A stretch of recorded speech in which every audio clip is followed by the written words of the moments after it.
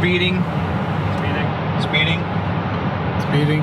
5, 4, 3, 2, 1. The world is changing faster than ever.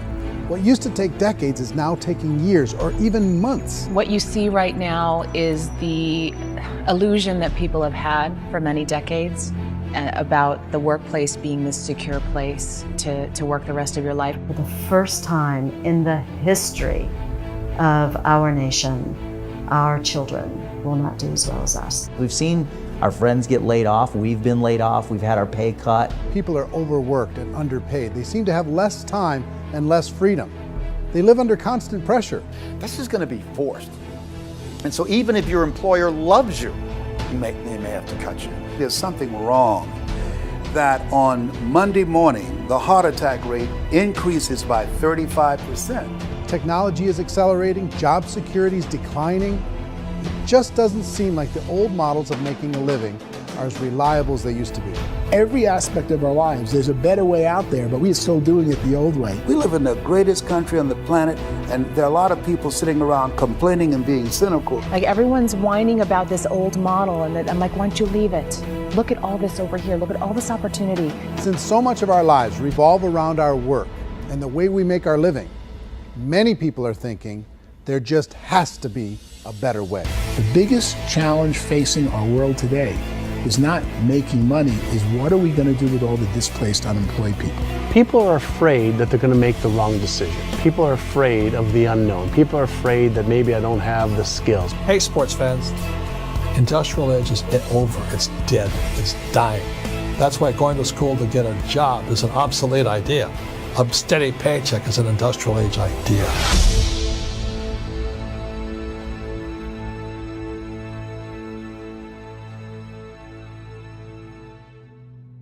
It's the search for answers that has brought us here together today.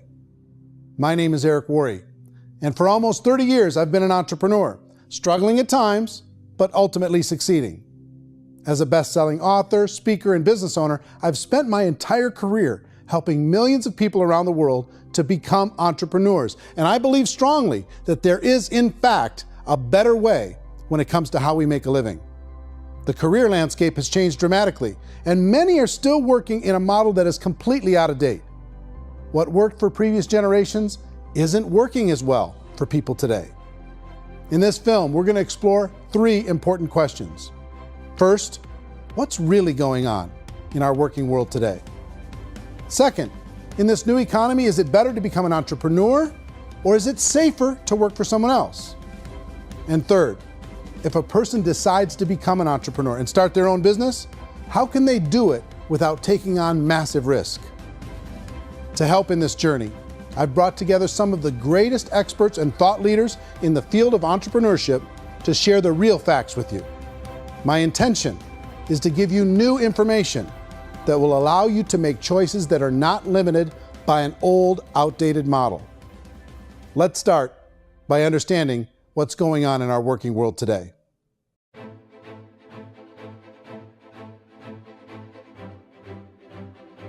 Let's look at unemployment. 30–40% of the people are honestly not working, but would be working. What our government does is if you haven't found a job in 6 months, we don't call you unemployed. We pretend you dropped out of the labor force. I've often said that unemployment, particularly structural unemployment, that's unemployment due to technological changes, is the first sign of economic growth. Think of it, 10 people live on an island. They go out every day and fish. One day, new technology shows up. A missionary brings them a net. Now, using the net, one pilots the boat, one throws the net. 2 fishermen can do all the work 10 used to. That's a 500% increase in productivity, 2 doing the work of 10, in one day. You don't have to learn a lot to learn how to throw a net instead of throw a fishing line. The island's got a big problem, 80% unemployment. But the island still has all the wealth of the fish because the 2 people produce as much fish as 10 did.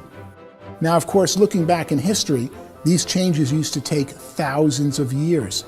And during that time, we went into farming and transportation. Some of us became doctors and some teachers and lawyers, and we developed all these new professions and new manufacturing jobs. Today, these changes are occurring literally in one day when a new technological advance occurs, and we don't have the social structures to deal with it or to retrain the unemployed people. So one of the things that I think is interesting as I travel across the country and really travel around the world is the way that we work and the way we get paid for work is changing pretty dramatically. On a global basis, everything is being turned upside down because of the rapidly advancing technologies. They are eliminating many jobs, and we have been left with many people not prepared for the jobs that exist. A lot of demand in public companies was to squeeze out all the fat and to get just as much margin as we possibly could, and fat equals humans. So this idea of job security and information age is so obsolete, but it's still taught inside our school system. And that's where the problem starts. There's no financial education in school system, and people are still trained to be employees who work for that paycheck. This is a chart on the middle class. What's happening in the middle class, those that went to school, their incomes have been coming down for years. And parents still say to their kids, go to school, get a job. Now what happens to all those middle class people who are dropping off the ends of the chart? Well, they become what's called working poor. And this is what happens to working poor. But they say poverty is ending. Well, poverty may be ending, but working poverty is going up. And this is food stamp usage. So food stamp usage in America is going through the roof right now, because people cannot earn what they call a living wage. Most people have experienced financial pressures that I think are probably greater than they have been in the past. If you're not working for yourself, then it's going to be a pretty hard road for a lot of people. Today, if you're going to control your future, the 40-40 plan is gone, where you can graduate from college and get a job and work for 40 hours a week for 40 years. That day is gone. So some of these charts actually tell you what's going on. And this is a really interesting one. You know, people are going back to school because if I go back to school, I'll get a nice job. But this is what's happening to, it's called Sallie Mae, which is the student loan guys. Student loan is going through the roof. It's now over $1 trillion, and student loan debt is worse than credit card debt. So when people stopped using credit card, the government got people into student loan debt. And the problem with student loan debt is you can never be forgiven. See, with credit card debt, you can declare bankruptcy and all's forgiven. But student loan debt, you can declare bankruptcy, you still owe it. It's the worst of all debt. But this is the next picture. Look at this chart here. This is what's happening to wages of college graduates. It's going down. So you go to college, you rack up all this debt, but you earn less money. Now, that's not that intelligent. Average person who's been working a lifetime in America today is ending their lifetime at 65 with about $41,000 in assets. They earned just enough to survive.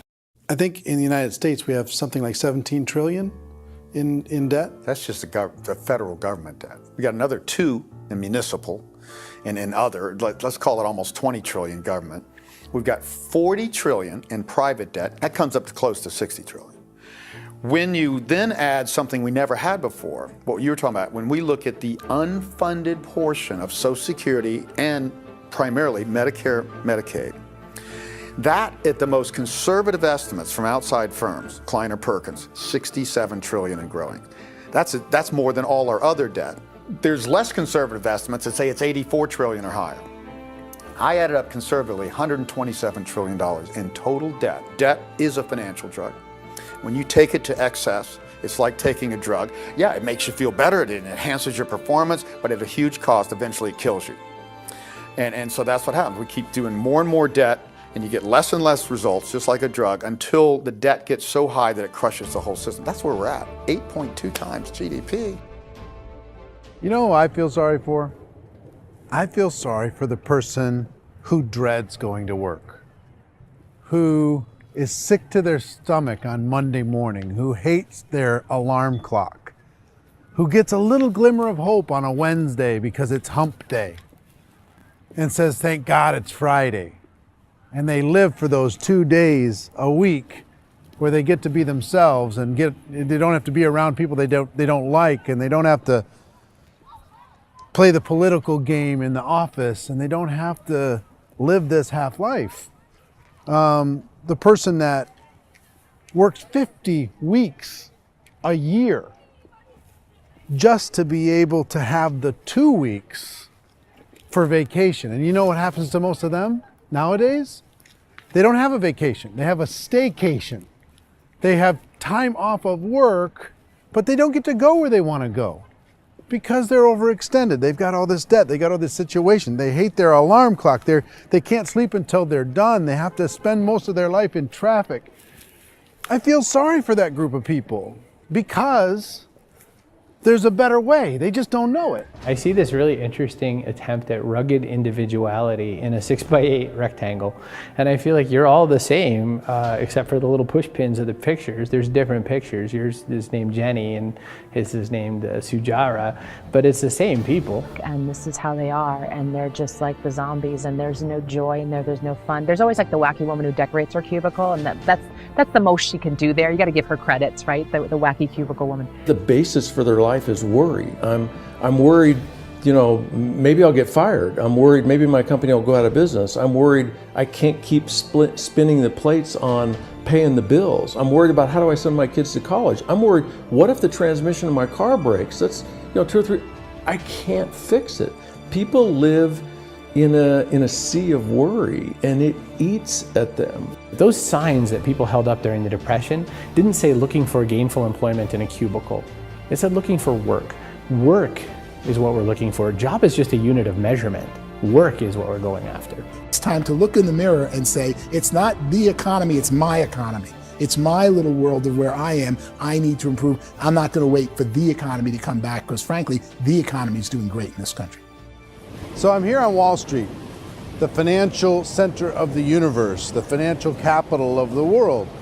This is where most people's money goes to at least be held for a time, right?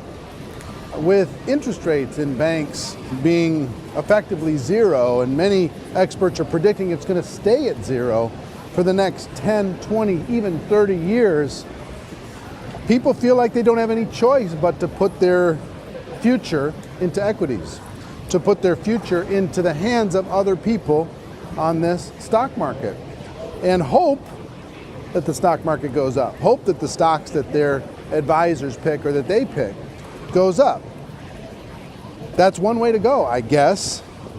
It's my personal belief that if you put your future into the hands of yourself, in other words, you have earning power by yourself, I think you're a better investment than these guys. I think you controlling your future is a better option than handing over your retirement to these guys.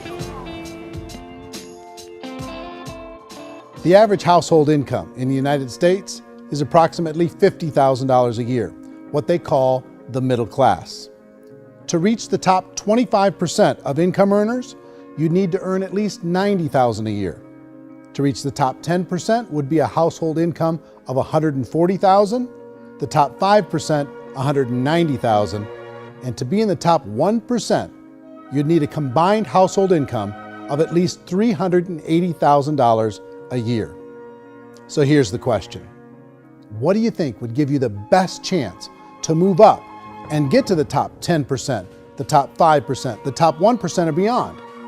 In my opinion, and in the opinion of many, many experts, the answer is to become an entrepreneur, to become your own boss. I think you have to be a business owner. I can't, the only time I ever say to someone it'd be great to be an employee is when they've already told me they've surrendered. I only tell people who are wounded spiritually that they should be an employee. And it's that feeling that you get when you pick up the backpack off the little Cub Scout and say, "Don't worry, little guy, we'll get you back to the camp." It is in no way a kindness when I tell someone they'd be a great employee. The other status symbol really increasingly is lifestyle. And people can own their own business, maybe even work out of their house. That, I tell you, people admire that. Like, gosh, I wish I could do that. The spirit of the entrepreneur is to be a risk taker and to be resourceful and unstoppable and to have a vision of yourself beyond where you are and not willing to settle for life as it is. Think about the great entrepreneurs. They're visionary. They have heart. They're willing to do today what others won't so they can do tomorrow what others can't. Personally, I don't think of the new economy, the old economy. I create my own economy. The entrepreneur's in control. I decide what the economy is going to be like. In the world of entrepreneurship, there are no limits. you can make as much as you want, depending on how much you want to work and how smart you are and how great a team you put together. There's no more lifetime rewarding business than being an entrepreneur. Why in America, where anyone could be anything, would people want to give up their freedom and become effectively a modern day slave, told shut up and be here every morning at 7:30, leave at 5:30, and do what I tell you? If people decide to become an entrepreneur and work for themselves, they have some traditional options, but they're riskier than you might think. Any kind of a retail business, retail build-outs is extremely expensive. Even just these small little yogurt stores where they're putting little yogurt machines and you get all the different flavors, you're spending $200,000, $300,000, $400,000 to open a yogurt shop. I would love to buy a Dunkin' Donuts, but it's $500,000 or so to start. I don't quite have that just in case money. Risking lose it all, and most guys do 2 or 3 times, and even big guys like Branson, because I'm such a fan of his, half his companies don't work. If you make $1 million, your problems are gonna go. If you make $1 billion, your problems are really gonna go. Just the opposite. You and I know when you're making $1 million, you get $1 million responsibilities. You make $1 billion, you got 1,000 times $1 million responsibilities. And most people say, I'd love to be my own boss. 70% of Americans would love to be their own boss, according to recent polls. But they don't know how to get there. Because what are you gonna do? One, you could buy an existing business. If somebody's selling an existing business, you have to ask why. Usually because it's probably hard. It's probably not making as much money as they hope. 2, they could buy a franchise, a little less risk, proven system, but it's expensive to be able to do that. 3, they could start something from scratch. And that's where a lot of people feel like, I don't have the chops to do it. I don't have the money, I don't have the product idea, I don't have the expertise, I don't have whatever it's gonna take to be able to get there, and I can't risk my family to do it. So, 4th, they could become an investor. A lot of people in this town invest to try and figure out a way, but you gotta be pretty smart with that game too, right? Venture capitalists, who are the very best and most sophisticated in investing in new breakthrough businesses, make it on 1 out of 11. That means 10 out of 11 are mediocre or fail. Most of them fail. That's the risk there. An angel investor is lucky to get 1 out of 15 or 20. A business is a team sport. Like, I have to have accountants, I have to have engineers, I have to have system designers, I have to have sales, marketing, I have to have accounting, I have to have mission statements, I have to have legal and all that. The average Joe Schmo, even me, I go out there, I don't have the skills to put a business together. I think the bottom line for the 4 traditional options is they take money, sometimes a lot of it. They take expertise, and they take time. All of that adds up to just too much risk for most people. I bought a business from somebody else and it was a lot of work. And you start wondering, what did I just buy? Because I guess ultimately I own your email list and I just overpaid for it. People that start their own business, they spend a lot of money, they spend a lot of time, a lot of effort to get things started. And the more you invest on the upfront, the harder you typically work at it. Well, I can tell you what the success rate is of a restaurant. What is it? They're crazy enough. About 90% of them fail. About 90%, in how quickly? Year less. Wow. And if we're talking non-franchise, we're talking franchise, Sure. That's totally different. Yeah. But our students aren't getting franchise restaurants. You gotta invest big money. Exactly. And with someone like McDonald's, you've had to work with the company for a long period of time, really know the To even have a chance at investing $1 million. have a chance, and it's a slim chance. What if there was a way that you had all the proven aspects, the comfort aspects, and you could still control your own life? What if there was both? In other words, you didn't have to create everything from scratch. You didn't have to be a super leader. All you had to do, what if there was a proven product already? You didn't have to create the product. And there's a proven system already, proven training already. Everything except an employer. That was the only thing that you didn't have. Do you think more people would be open to working for themselves in that environment?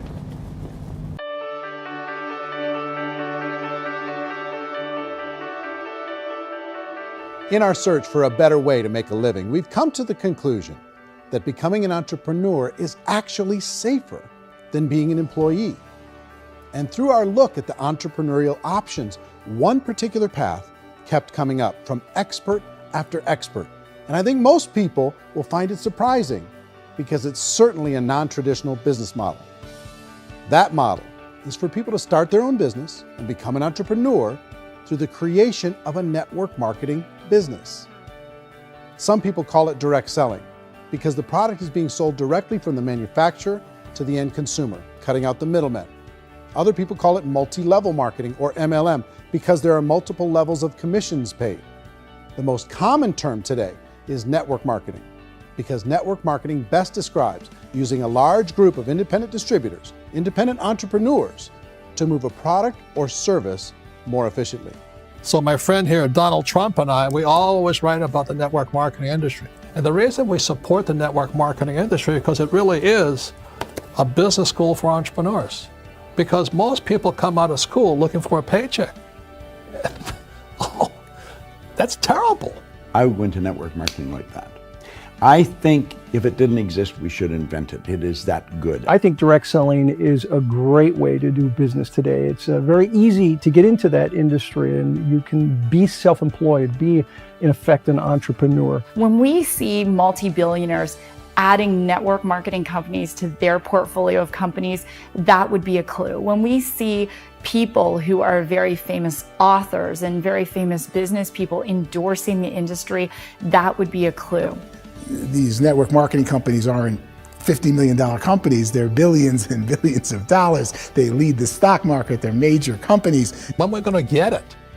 You know, and you're going to school to work for a paycheck, but if you want to be rich, be an entrepreneur, and network marketing gives you the spirit to be an entrepreneur. A traditional company will spend up to 50% of their total revenue on marketing. Network marketing companies use a different approach. Instead of having all that extensive marketing expense, they utilize a network of independent distributors to do the marketing for them. Now, why do they do this? First, because word-of-mouth advertising is so much more effective today than traditional media advertising. Second, some products need to be explained or demonstrated, and an independent salesperson can do that more effectively than an ad campaign. Third, it's completely efficient. The company only pays for the marketing of their product if a sale happens and not before. Imagine if Amazon allowed you to become an independent distributor and paid out 40% of its revenue to that distributor group. All you had to do as a distributor was recommend a product, and if a person bought it on Amazon, Amazon would take care of all the logistics, and you'd get paid for bringing the customer. Now imagine you got paid for every purchase that customer made for the rest of their lives. Well, Amazon doesn't offer this option, but network marketing companies do. 85% of all buying decisions in our society are made as a result of word of mouth or reputation. We're recommending things to each other all the time. You know, who's your dentist? Who's your doctor? Who's your lawyer? What detergent, are you using? What legal system are you using? What product are you using? We're talking to each other about the things that we love anyway. When you go into a big box retailer, you're lucky if the clerk looks you in the eye, much less gives you any detailed or accurate information about what you're purchasing. So of course, this personal information, this education coming from a friend, a neighbor, a relative, or even a stranger, but one who has experience with the product is extraordinarily valuable. As a matter of fact, network marketing can educate consumers probably better than any other form of marketing. It certainly can do better than advertising because advertising usually has a certain hype to it and you can only get limited information. So, network marketing trumps advertising. If you were a typical sales company and you wanted to sell $1 million a month worth of product, you might go find 100 superstar salespeople. The quota would be $10,000 a month. So network marketing as a distribution system just flips the numbers. So we use 10,000 happy, raving fans of a particular product, and we don't concern ourselves so much with how much product each one of them individually sells. If they sell just $100 or $200 a month, and there's 10,000 of them, you're selling $1 million to $2 million a month worth of product. And that's the best way I can explain how network marketing works. This is the marketing arm of the company. There's not money being wasted on bricks and mortar. There's not money being wasted on inventory that's sitting stagnant somewhere. There's not of employees standing around that don't have customers. These are people that are going to connect with customers. These companies allow people to become independent distributors for extremely low cost and with no minimum time or sales quota. Essentially, they own their own business and can provide as much or as little sales as they choose. In other words, the distributor gets all the benefits of traditional business ownership without the risk. The advantage of network marketing is the ease of entry, the low risk, and the low startup cost, because almost everything else has very high risk. You can get in for a minimal investment. You're buying into a system that's already been proven, products or services that have been proven to work. The keys to network marketing is providing an opportunity for the masses to get involved, providing an opportunity for the average person who doesn't have the resources to start their own business.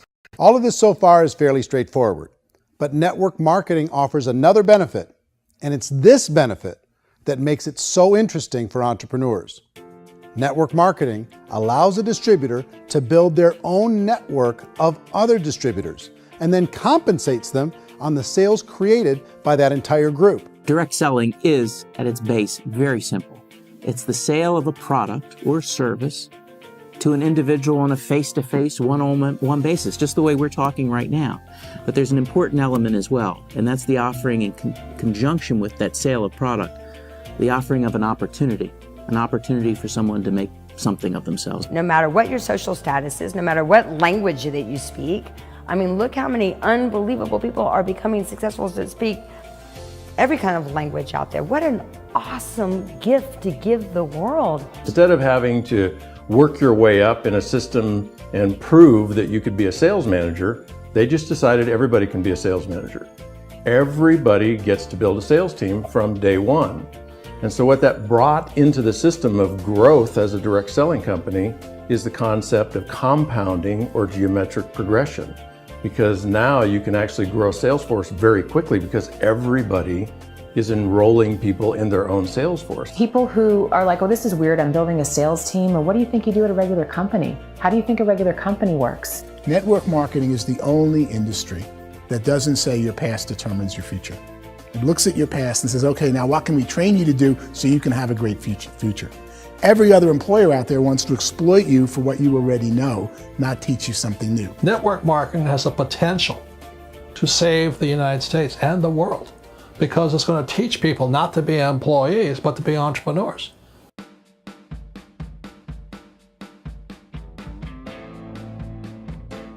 According to the Direct Selling Association, if you add up all the network marketing companies around the world, they combine to do over $178 billion a year in retail sales.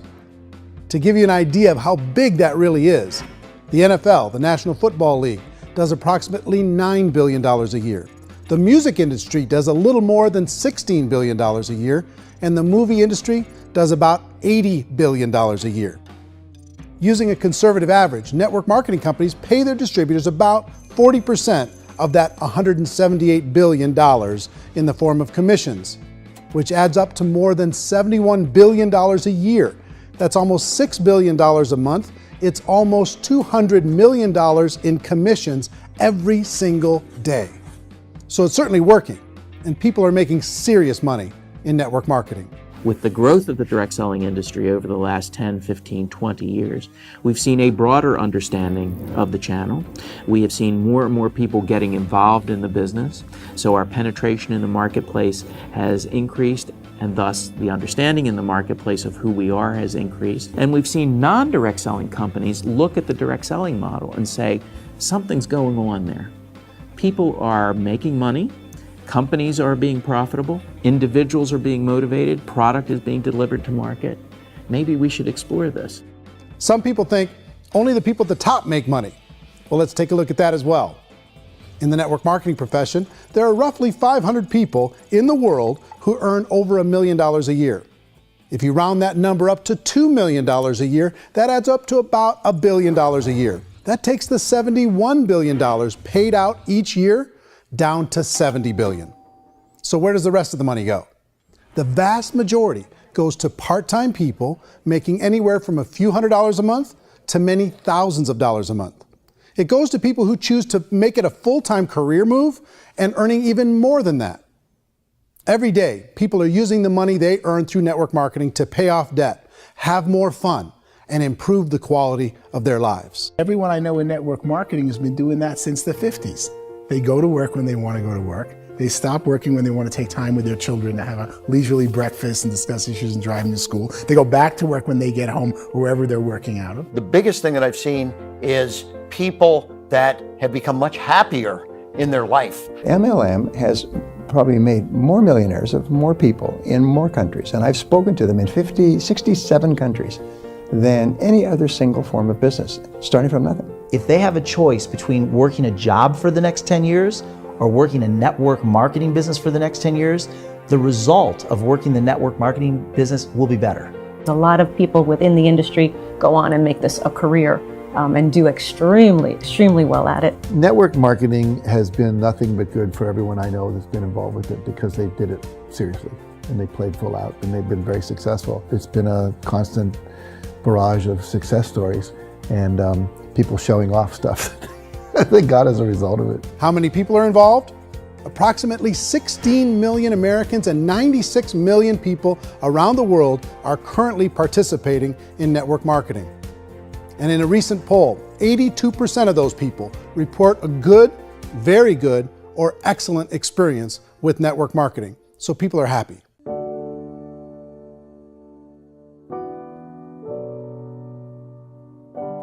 So I've taken a look at the network marketing profession and really tried to understand why so many people are confused as to the validity of this as a business. One is this pyramid shape. People get really messed up with this pyramid. Oh, it's one of those pyramid things. So I just think there are a lot of haters out there who really don't understand the industry and say, oh, it's a get-rich-quick scheme. It's a pyramid. Well, corporate America is a pyramid scheme. You know what I mean? It goes like this. You have thousands of MBAs, let's say working for Ford or General Motors or Coca-Cola. If all these MBAs are all trying to get to here, that's a pyramid. Only one guy's going to make it. Every 10 years, one's going to make it. Whereas you look at network marketing, it's like this. So you're here, and your job is to develop other CEOs coming up behind you. So it's an inverse pyramid. In network marketing, it's a very simple concept. If you sell product, you get paid. It is paid based on production. There is no first mover's advantage. There is no investment component where the more somebody spends, the more they're entitled to make. So the two are polar opposites of each other. It doesn't matter what shape the company is or the compensation plan is shaped, whether it's a circle or a pyramid or a triangle or a trapezoid, it doesn't matter. If compensation is coming primarily from recruitment, then you've got a problem. On the other hand, if an operation is basing their compensation to participants on the basis of sales, even when those sales are generated by people you've recruited, well, then you're a perfectly legitimate enterprise. That's the legal test, it's the practical test. Another issue that's been true in the past that is no longer true now is people used to be in network marketing loaded up with products that they couldn't sell and they ended up a loser. They ended up with a bunch of product in their garage, they ended up with a bunch of products sitting in their kitchen shelves or whatever, and they thought they could sell it and then they weren't willing to or able to sell it and they ended up with a bunch of stuff and they were bitter about it. There was this thing called front loading where you had to buy if you bought $25,000 worth of product, you got better commissions and all this. Today, it's almost all done by computer. It's direct mail, comes from a warehouse somewhere else. You don't have to have all this inventory. You don't have to stock up. It's a paperless world now. Most of it's done online. You have a back office. It really works. And I mean, the technology has changed everything. Third issue is people start talking about 99% of people in network marketing don't make any money. Well, we've talked about that over the course of this journey together. Almost $200 million a day is being paid out to network marketing distributors around the world. The naysayers, the people who say that it doesn't work, are usually the ones who just don't know how to make it work for themselves. And so they're giving you an opinion, and I tell people, don't confuse people's opinions with expertise, because opinions are free. And don't confuse sincerity with the truth, because people can be sincerely wrong. But here's the reality inside of network marketing. The vast majority of people that get involved in network marketing just become customers, and they get involved to be able to purchase product at a lower price. If you take Costco as an example, if a person goes into Costco and gets a membership to Costco so they can get a lower price on the product, we don't call that person a loser because they have a bunch of product that they walked out with with a smile on their face. Yet when some people want to take a look at network marketing, they say, well, those people, they're just using the product and they aren't earning an income, so they must be a loser. They're not a loser, they're a happy customer. That's the vast majority of people that are involved in network marketing. Now, a smaller percentage of those people decide to go build a business. They earn $300 a month, $500 a month, $1,000, $2,000. That's the bulk of earnings in network marketing. And then there's the few that really decide to take it serious, really decide to build a large network, really work to make that network very, very productive. And those people make huge amounts of money and there's no cap. What I do as an outside economist, just somebody looking at this industry like any other industry I speak and say, look, what's the realities of this? 1% do incredibly well. 10% generate some additional income at pretty low risk and effort, that's nice. And 90% of people roughly end up customers. One thing that I think is real when it comes to people's perceptions about network marketing is people put this, and distributors, I think, involved in network marketing have some responsibility for this. They have sometimes unrealistic claims about the product or about the income. Most people who become distributors, they want the money, they want to be successful, but they don't have the skills. They don't know what to do. And when people don't know what to do and they're in a new business, they're scared. And when they're scared, they panic and desperation kind of sets in. So they think everyone they talk to has to get in. So if I talk to you and you say, well, no, I don't have time to do that, they're like, no, I need you. You have to do this or I won't be successful. So I start clawing on you. I start that desperation. So then I start making claims about the product, which are not appropriate, probably not even true. Or I start saying, let me show you how you can make all this money and you don't have to do anything, Eric. And so you just totally misrepresent the opportunity, and you're clingy with people because you think you need everybody to be successful, and you don't. You know, one of the messages that I try to deliver most forcefully to companies as well as salespeople in direct selling is that you don't have to overpromise. The reality is in network marketing, there's a lot of hard work involved. There's a lot of effort. You're going to have to develop yourself. It's a business like anything else. It's going to take some time, but in my opinion, it's better.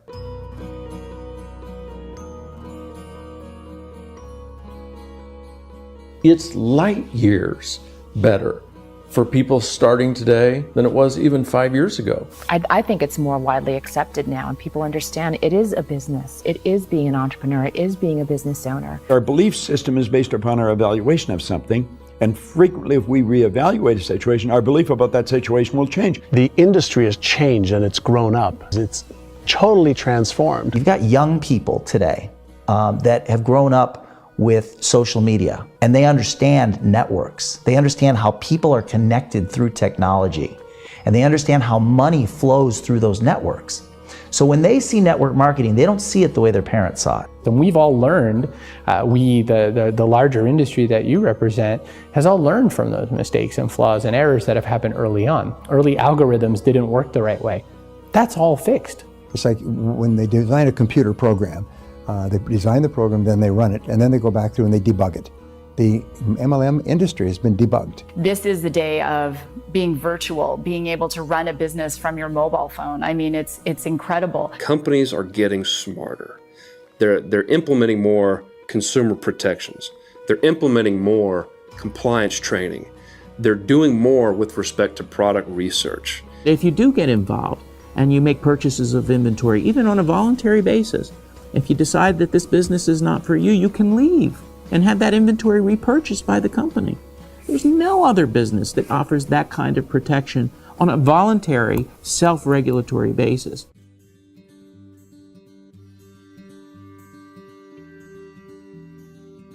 If you decide to look further into a network marketing business in order to generate more cash flow for your family, I would recommend reviewing the following 4 elements. First is the product or service. And on the product or service, I would ask 5 important questions. 1, do you like it? Is it something you would feel comfortable sharing with others? 2, is there a recognized need in the marketplace? It's hard to create a need if one isn't naturally there. 3rd, does the product meet that need? Does it solve a legitimate problem for consumers? And 4th, is it priced to sell? Can it compete in the marketplace? And fifth, is it priced for profit? Is there enough margin for the company and the distributor to be able to generate income for the long term? If you can answer the questions on the product to your satisfaction, the next element to consider is the company itself. Is it well run? Do you believe in the founders or the management team? Do you feel they have what it takes to go all the way? See, it doesn't matter how good the product is if the management can't take care of the company. Good management can change with the times. They can handle adversity. They can make good decisions. Make sure you choose a company that can serve you for a long time. The third element to consider is the compensation plan. And with that, there are 3 important things to look at. First, a brand new person needs to be able to generate some money fairly quickly. It may be an obvious reason, but you can probably imagine the ripple effect of a distributor getting involved and having even a small victory fast. That can only help with the overall success of the organization. Second, a person should be able to develop a moderate part-time income in a reasonable period of time. As they develop their network and as their sales grow, they should be able to enjoy more benefits. And third, for the people who are really serious, for those who decide to really go pro in the network marketing profession, there should be the possibility to make a serious full-time income if they work hard and are committed to developing their skills.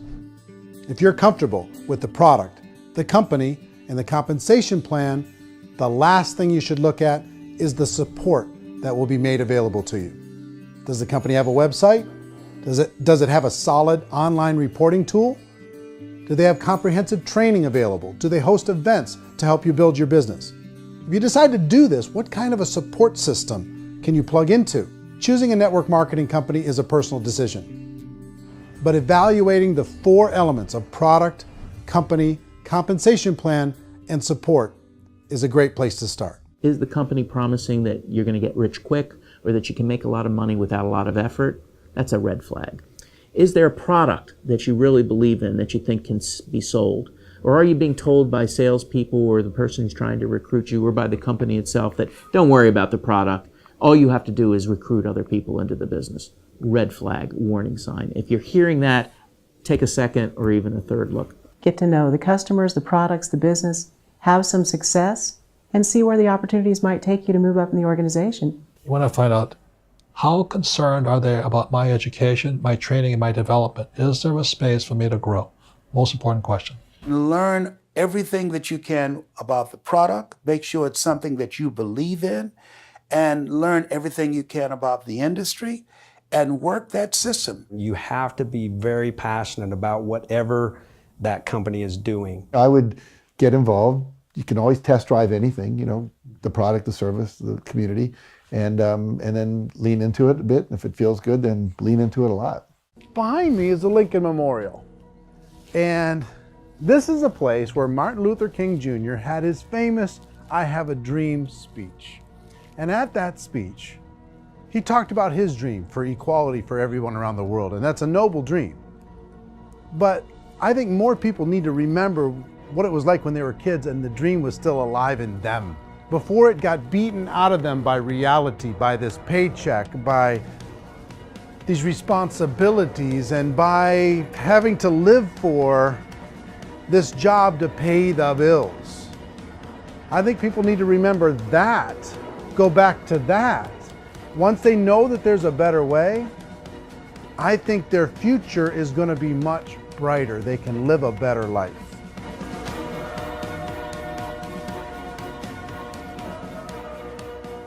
So if you're considering getting involved in a network marketing company, let me offer you just a few pieces of advice. First, network marketing isn't perfect. It's emotional, it's challenging. Like any entrepreneurial venture, it can have its up days and its down days. But if you have an entrepreneurial bone in your body, it's just better. Second, if you're gonna do it, decide to be professional. Decide to go pro. It's better to do that than just be this amateur sticking your toe in the water. Third, as any professional, you're gonna have to learn some new skills. And I promise you, inside of the network marketing profession, they're not too difficult to learn. Fourth, like anything worthwhile, it's gonna take some time. Don't expect that you're going to get to the finish line right out of the gate. And fifth, it's worth it. It's worth it to be able to take charge of your life again. It's worth it to be able to control your own financial situation. It's worth it for the people you're going to be able to spend time with. It's worth it for the things you're going to be able to see and the experiences you're going to be able to experience. It's worth it for the causes you're going to be able to contribute to, the lives you're going to be able to touch, the customers you're going to be able to help, the friendships you're going to be able to develop. I promise you, it's worth it. Remember, most people are searching for answers just like you are. But I do have to tell you the catch to network marketing. If there is a catch, if you want to understand this from an emotional point of view, people say, well, it sounds too good to be true. It's not, it's hard work. But here's the catch. Most people still don't understand it. So you're going to have to endure the loss of social esteem from ignorant people. The uneducated will think less of you. Now, if you can handle that, you're on your way. If that's going to destroy you, you know what? Entrepreneurship in general probably isn't in your future. If you can face that catch, you can become unstoppable. I want everyone to really contemplate this if they're not in network marketing. You're in a job, you probably have a mortgage, you have rent, you have debt, whatever's going on. You're in a prison. You work just hard enough to keep them from firing you, and they pay you just enough to keep you from quitting. Come on! I've been there, done that, and bought that t-shirt. In network marketing, if you run into failure, it's really just a homework lesson for yourself. There's no one to blame. You really have no excuse not to be successful. You just don't. People don't want to hear that, but there's so much available to you. If you want to be a good network marketer, be a student to the people above you, be a fellow traveler to the people on the same level, and be a teacher to those below, and know when it's appropriate to do which. People who are not afraid of asking people to buy things, or not afraid of persuading people with a chance they may say no, these people own the future. Nothing happens until something moves. So you got to go move, you got to go do something, or nothing's going to change in your life. In the beginning, you're going to do a lot of things that you don't get paid for. But as you go down the road, you get paid for a lot of things that you don't do. Now your job is rehabilitate the spirit, the entrepreneur spirit in all of us. Get it back.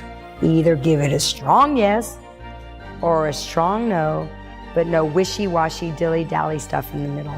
There's dreams and there are nightmares, but I believe that the biggest nightmare of all is when you don't pursue your dream. You're going to see some monumental growth in this profession. It's an exciting, exciting time to be involved with the network marketing profession. The next 10 years, I see just exponential growth. When that tipping point comes, it's not a matter of asking somebody, have you ever heard about network marketing? You're really asking them, which company are you building your wealth in? We are here to fix the world, to improve relationships with other people, to improve other lives.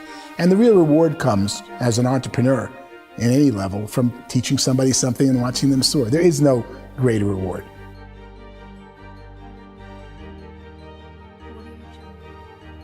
Life's too short to spend it living someone else's dream instead of your own. It's too short to spend it living at a fraction of your potential. Can being an entrepreneur be a challenge at times? Sure. But here's what you get in exchange. It can be yours. Something that you built, something that you created, something that you made happen. This balloon represents your dream. It represents entrepreneurship. My wish for all of you is that you would reach out and grab it. The choice is up to you.